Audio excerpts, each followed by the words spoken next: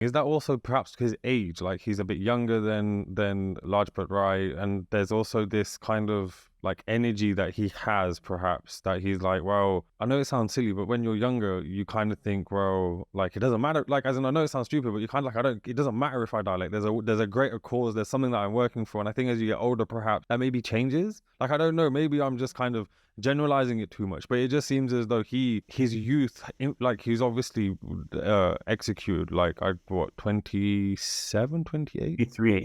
He was very, very young. Oh, sorry, 23. So even younger, which is incredible, right? Yeah. So I just like, as in, you almost can't shy away from the fact that surely his age perhaps has something to do with how much, like how radical he's willing to go, because there isn't, like, as in, he seems to just keep pushing the envelope.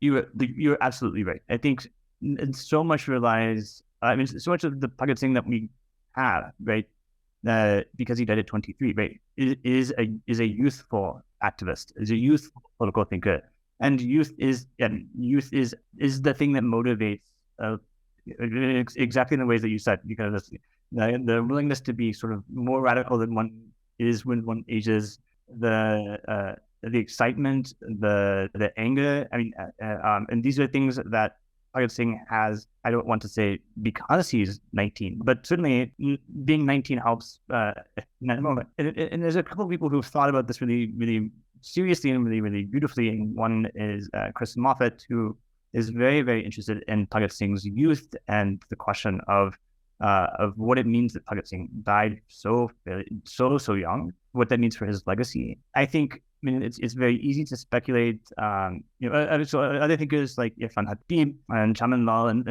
many kind of thinkers about who have really focus on Bhagat Singh. You don't ignore this fact. I mean, it's just impossible to ignore the fact that when he wrote 21, when he was writing, there is this desire. I think, imagine what Bhagat Singh. I felt this happens to me too. There's this desire to imagine what Bhagat Singh would have become had not died, had he not been hanged at in the age of 23, right?